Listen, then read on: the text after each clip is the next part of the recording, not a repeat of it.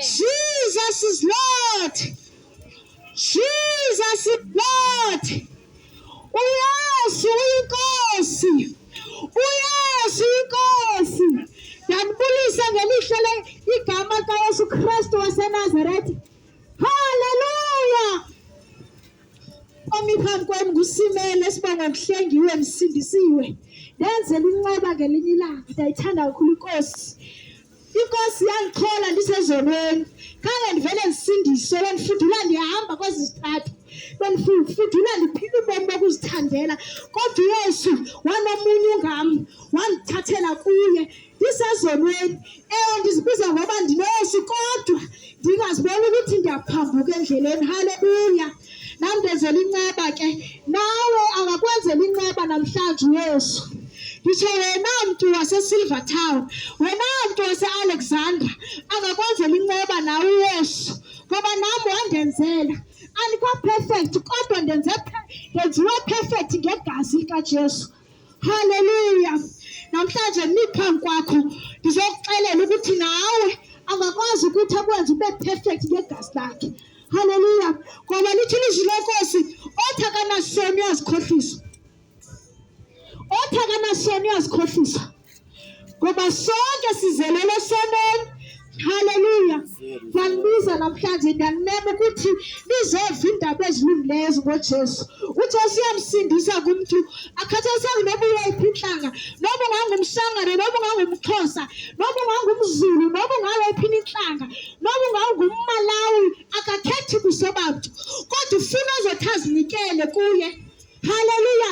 Ufuna ubani ozothandele konke ngoba lithi ilizwi lenkosi kwincwadi kaMathewu 16 ivesi 25 othi awuthi ufuna usindisa ubomi bakhe walahlekela kubo kodwa owunqobayo uyabuzuza. Haleluya. Haleluya. Ndakumema namhlanje ngithi zokwamkela uYesu namhlanje. Wena ntombazana, wena mfana, wena mama, wena tata, uYesu uyakufuna namhlanje. Ulinde wena. Ungazijongi ngepast yakho. Ungazijongi ngento ozenzayo. Unako ukuxolela ngoba ithi izwi lakhe uxolela zonke izono. Ngithi noma zinjani na, noma zingqombele na, noma ungumnali, noma ukhipha abantwana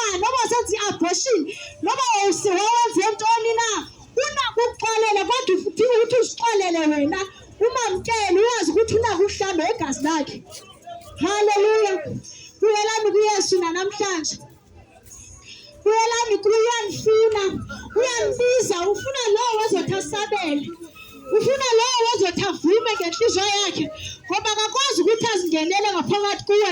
He's a gentleman.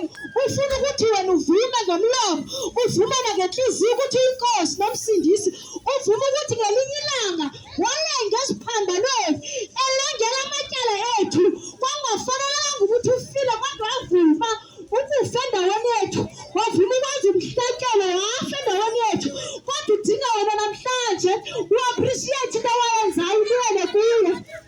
Hallelujah.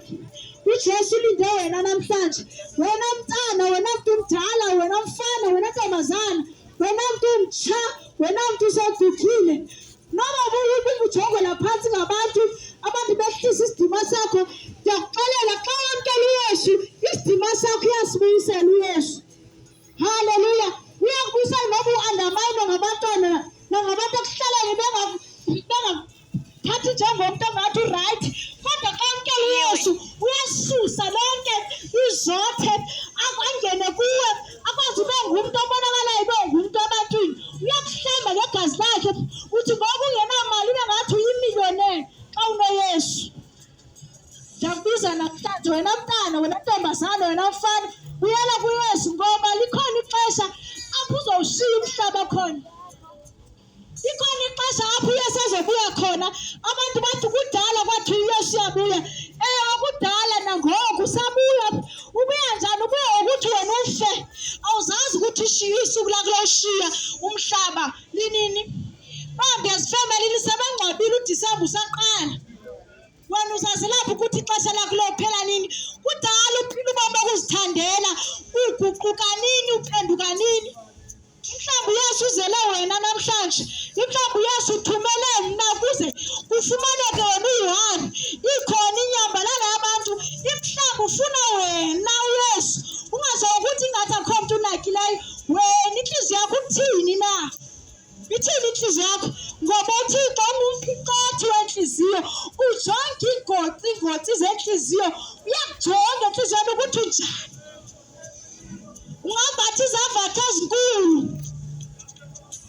Ungangathi usindisiwe phambi kwethu. Kodwa ingabe inhliziyo yakho injani? Ufuna ukubuza. Injani inhliziyo yakho? Ingabe iklini na inhliziyo yakho? Ufuna abane inhliziyo eziklini. Xa uzazi ukuthi inhliziyo yakho ingcolile, unako ukuyihlanza. Unako ukuyihlanza ngegazi lakhe. Ngoba elagazi laliphalala esiphambalweni lalingeyo-waste, kodwa laliphalalela wena. Laliphalalela wena nami. Ndisindisiwe ngelo gazi nawe ungasindiswa ngalo. Ndiyanibiza ke namhlanje khani kuyele kuYesu.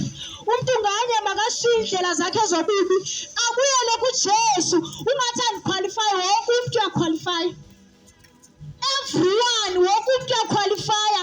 Kudingeka ukuthi uze kuye qha wena. Hallelujah.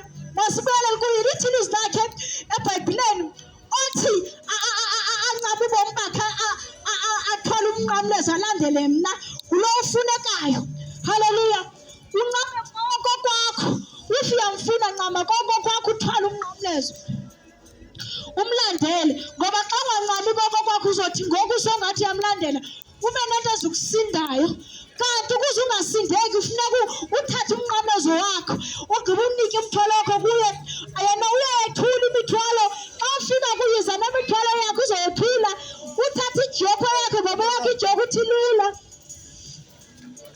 Uthathe ijoko imnandi. Nangolo mzuzu iza kuYesu. Iza kuYesu unako ukutshintsha. Unako uyitshintsha impilo yakho. Unako ixesha liyahamba. Time is ticking. Ingaba isiphelo sakho sophelela phi na?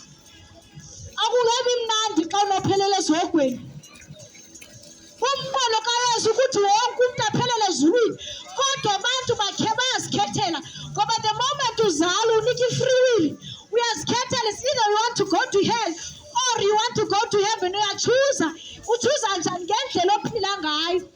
Hallelujah. Ngendlela ophila ngayo uyachuza. If ufuna uphilela ehlabathi uphelela ezogweni, kodwa if ufuna uJesu uncama konke. Uncama konke. ke wamkele yena. Haleluya.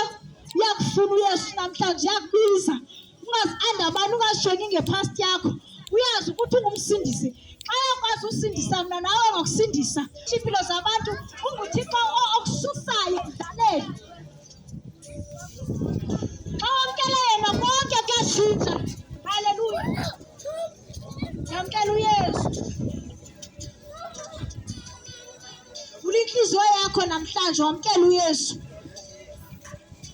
I-choice kuwe. Namhlanje nzisa uYesu mna. Uyamkhetha or amkhethi na? Lithini izwi lenkosi ukubuya kaJesu kofaniswa nexesha likaNowa apho waxelela uNowa ukuthi makakhe inqanawe, wathi makancediswe. Bathi abantu abayihleli nabo ayikho uNowa inqanawe, sahamba iintsuku. Waqhubekeka nenqanawe, kwafika ixesha loba ayigqibe inqanawe. Ixesha elo lalisetwe nguThixo. Ekuyigqibeni kwakhe inqanawe wathi makukhwelwe enqanaweni, kodwa abantu abavuma. Haleluya. Ingabe uyavuma nawe ukwamkela uYesu?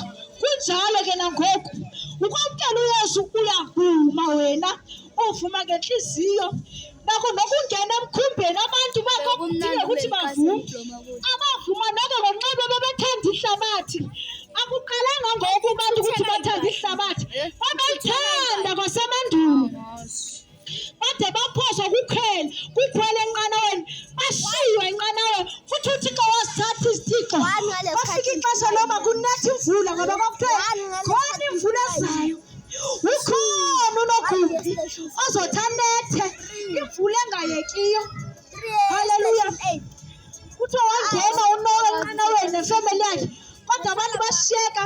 Bayibona imvula iqalisa bacinga yimvula nje ordinary efana nezinye. Kanti ifikile imini ibixelwa.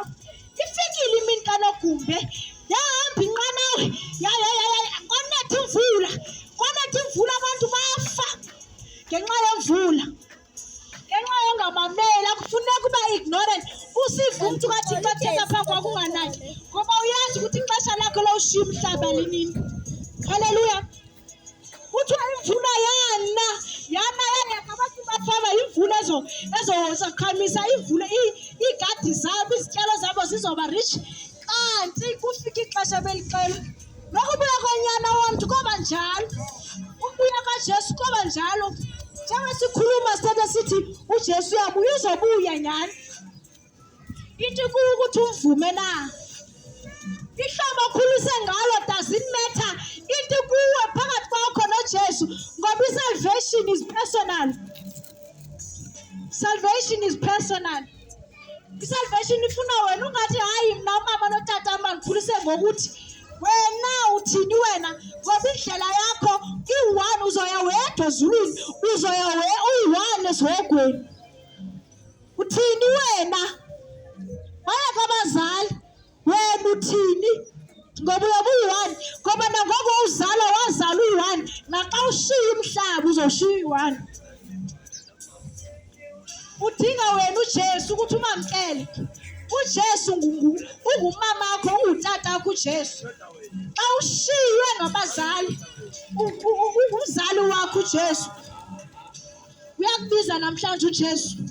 Uthi woza noba izono zakho zinjani, noba zinqombele. Iphinde ithi iBhayibhile kofana nexesha leGomora neSodom, abo bangazange bafune ukutshintsha. Ngoba uThixo uyakululela ingalo yokuthi uphenduke, kodwa xa ungafuni utshintsha uyakuncama uphelele esogweni. Isoko ke sasingenzelanga abantu, sasenzele uSathana namadimoni akhe nengelosi zakhe. Kodwa thina ngenxa simfuna uJesu, we end up going to hell. Kanti ungasinda namhlanje ungangaya esogweni. Uba ungazinikela nje ngenhliziyo yakho, ususa ipride. Ngoba enye into esenza uba singamfuni umama uYesu ipride. Ipride engazusenzela nto, ipride esenza siphelele esogweni, ipride ezikwenzela nto. Susa ipride, wamkela uJesu. Ungazijonga ukuthi unxibe njani, ungazijonga ukuthi how poor you are, ungazijonga ukuthi how rich you are, ngoba i-riches zalo mhlaba uzoshiya behind. Noma unganendlu yakho kanokutsho, noma unganemoto kanokutsho, noma unganemali emnyama ebhenki, ndifuna ukukuxelela namhlanje uzoshiya loo mali yakho. uzayishiya imali khawufuna ubuhlobo obungunaphakade funa ubuhlobo basezulwini ngoba basemhlabeni buwaste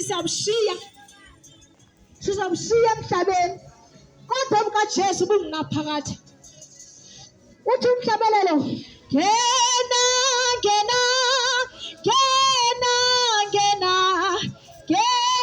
ngena ngena ngena ngena ngena ngena indawo isekhona ngena ngena indawo isekhona ngena ngena ngena ngena ngena ngena ngena ngena ngena ngena indawo isekhona ngena ngena indawo isekhona uthi umhlabelo luthi ngena nawe indawo isekhona usaphile emhlabeni indawo yakho isekhona kodwa indawo yakho iphela xa usifa wathi ube semkhenkceni iphelile indawo yakho ungakabi semkhenkceni wathi uphuma umphefumulo uhlukane nomzimba wakho phelile indawo isekhona namhlanje isekhona indawo ifuna wena ukuthi uvume ngomlomo nangenhliziyo ngoba sogwena ukuthi bayakhala abantu bathi bebengayazi kodwa bebedlula ehlobo abantu badlula ngalo besehla besonyuka ebangayazi njani kodwa bezisile umuntu uThixo ukuthi ashumele izwi lenkosi wena wahoya wahamba wayohoya ibhizinesi zakho ngokuthi uve ngendleba ngoba kuthiwa onendlebe unetyala wasuva unetyala wasuva ukuthi uJesu uyasindisa uJesu uyakufuna ityala elo ithi kuwe namhlanje ukuthi ubuyele kuYesu ivulile indlela namhlanje uyayivula indlela yokuthi umuntu aphenduke kodwa xa ingafuni uphenduka iyancama kodwa kudingeka ukuthi wamkele uJesu namhlanje kudingeka ukuthi ubuyele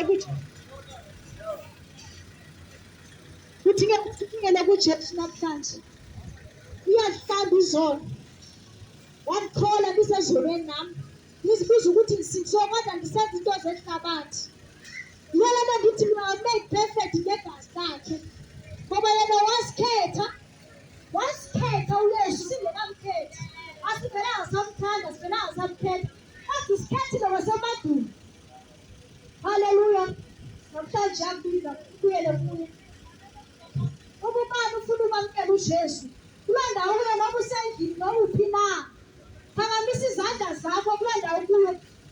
If you would like to receive Jesus Christ as your Lord and Savior, lift up your hands wherever you are and repeat this prayer after me. If you would like to receive Jesus Christ as your personal Lord and Savior, lift up your hands wherever you are and repeat these words after me.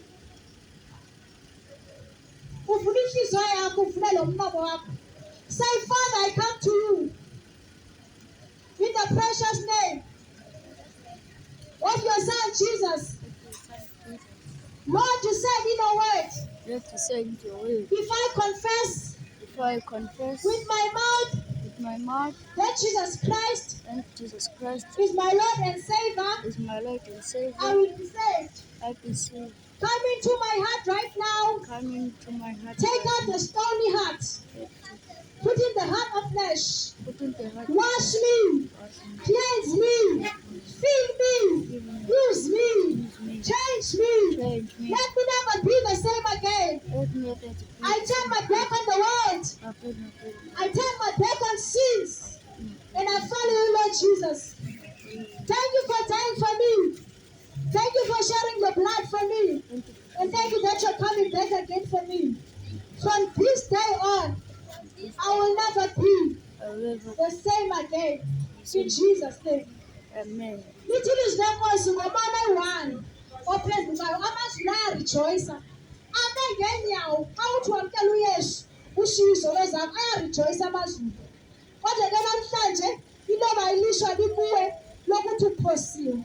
if uphosiwe ngulo mthandazo siwenzileyo, ityala likuwe. Kodwa mna namhlanje ndiyenzile eyam i-assignment ndazo kuxelela ngoYesu ukuthi ufe ungayamkelanga le message ityala loba kuwe. Nam ndayishiya indawo.